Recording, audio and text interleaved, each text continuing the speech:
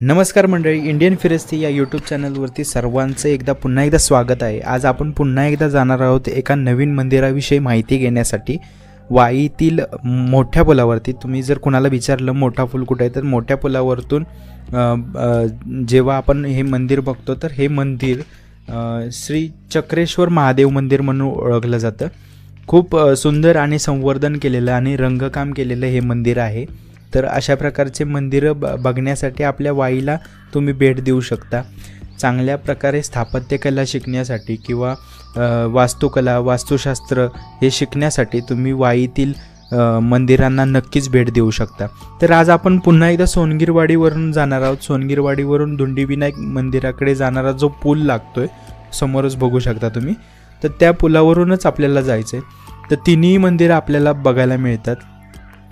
तिन्ही मंदिरांच्या बाजूलाच असलेलं हे श्री चक्रेश्वर महादेव मंदिर म्हणून ओळखलं जातं। तर समोरील जे मंदिर आहे ते आपण व्हिडिओमध्ये टाकलेलंच आहे। तर ही एक समोर बघताय ती इमारत बघू शकता, ही पेशवेकालीन इमारत आहे। ह्या पेशवेकालीन इमारत असण्याचं कारण काय की त्याची रचना ही पेशवेकालीन आहे। तर हे मंदिर आपण एक्सप्लोर केलेलं आहे। आपण आपल्या चॅनलवरती ही व्हिडिओ टाकलेली आहेत। ह्या म्हणजे हे लाईनमध्ये असलेले आहेत तिन्ही व्हिडिओ आपण टाकलेले आहेत। तर आज आपण जाणार आहोत चक्रेश्वर महादेव मंदिर बघण्यासाठी। तर आता आपण सुरुवात करूया मंदिर बघण्यासाठी। तर समोर जे बघताय तेच श्री चक्रेश्वर महादेव मंदिर म्हणून ओळखलं जातं। खूप प्रसिद्ध मंदिर आहे। खूप छोटं मंदिर असलं तरी त्याचं रंगकाम आणि त्याचं संवर्धन हे खूपच चांगलं आहे। जर अशा प्रकारचं संवर्धन वाईतील मंदिरांमध्ये झालं तर वाई नगरी एक वेगळ्याच वेगळ्याच उंचावरती आपण नेऊ शकतो। मंदिराच्या बाजूलाच एक परिसर आहे, खूप शांतता आहे। झाडाखाली बसून ध्यान साधना आणि अभ्यास करण्यासाठी हा परिसर खूपच चांगला आहे। खूप शांतता आहे, त्यामुळे मन स्थिर राहण्यासाठी इथे लोक येऊन बसतात। तर आज जसं की आपण बघत आहोत मंदिरांची अवस्था किती वाईट आहे, पण वाईतील हे मंदिर आपण तसं म्हणू शकत नाही। खूपच चांगल्या पद्धतीचं हे मंदिर आहे। मंदिराचा बाहेरील भाग तुम्ही बघा, तो पूर्ण रंगकाम केला आहे आणि नीटनेटका आणि स्वच्छ ठेवल्यामुळे त्या मंदिराला किती उठावपणा आणि आकर्षकपणा आणि सुंदरपणा येतोय। या मंदिराची कमानी बघा।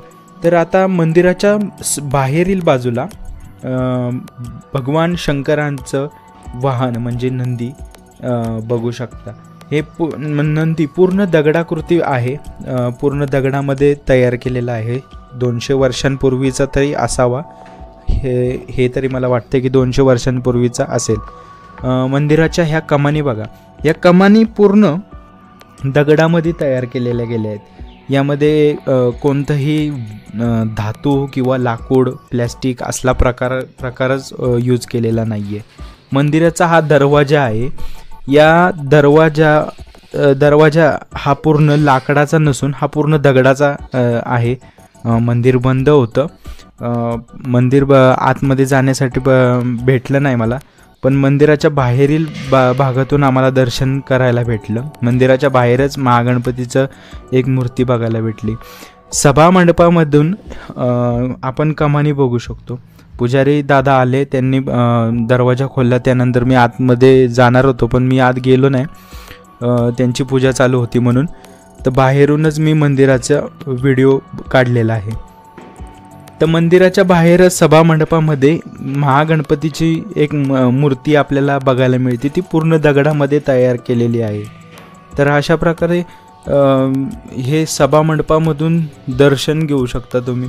तर सभा मंडपामधूनच एका कमानीच्या बाजूला जरी तुम्ही उभा राहिलात तर समोर तिन्ही मंदिर बघायला मिळतात आणि वाईचं एक सुंदर रूप बघायला मिळतं। कृष्णा नदी ही बाजूनं वाहते, त्याचं खूप नयनरम्य दृश्य बघायला आपल्याला इथं भेटतं। त्यानंतर मंदिराच्या मागील बाजूनं आम्ही जात होतो। तर मग मंदिराच्या मागील बाजूने जात असताना वरती तुम्ही बघू शकता मंदिराचा कळस कशा प्रकारे आहे। मंदिराचा हा कळस पूर्ण संवर्धन रेस्टोरेशन केल्यामुळे तो किती उठाव दिसतोय। जर अशा प्रकारे मंदिरं रेस्टोरेशन केलीत किंवा संवर्धन केलीत तर आज आपल्या भारतामध्ये कितीतरी वास्तुकला आर्किटेक्चर जे खूपच म्हणजे संवर्धन केलेलं नाही आहे तर किती चांगलं दिसू शकतं. हे मंदिराची जेव्हा पूजा केली जाते तेव्हा गोमुखातून हे पाणी बाहेर पडत आहे. तर हे सुद्धा 200-250 वर्षापूर्वीचं तर असेलच नक्की. मंदिराचा हा तुम्ही कळस बघा, हा कळस खरंच बघण्यासारखा आहे. पूर्ण आर्किटेक्चर बघा त्याचं आणि त्याचं रंगकाम, हे किती त्याच्यावरती अभ्यास केला असेल आणि बनवलं असेल याचा तुम्ही विचारच करू शकत नाही. अशी मंदिरं दक्षिण काशी वाईमध्येच बघायला मिळतील. आपल्याला कुठेही काशी प्रयाग जाण्याची गरज नाही. वाईमध्येच खूप असं वास्तुशास्त्र आणि स्थापत्यकला वास्तुकला आपल्याला बघायला मिळेल. तर अशा प्रकारे आपण आज व्हिडिओ बघितली श्री चक्रेश्वर महादेव मंदिराची.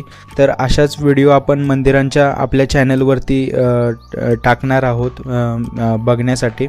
तर नवीन व्हिडिओ बघण्यासाठी आपल्या इंडियन फिरस्ती या यूट्यूब चॅनलला नक्की भेट द्या. तोपर्यंत धन्यवाद.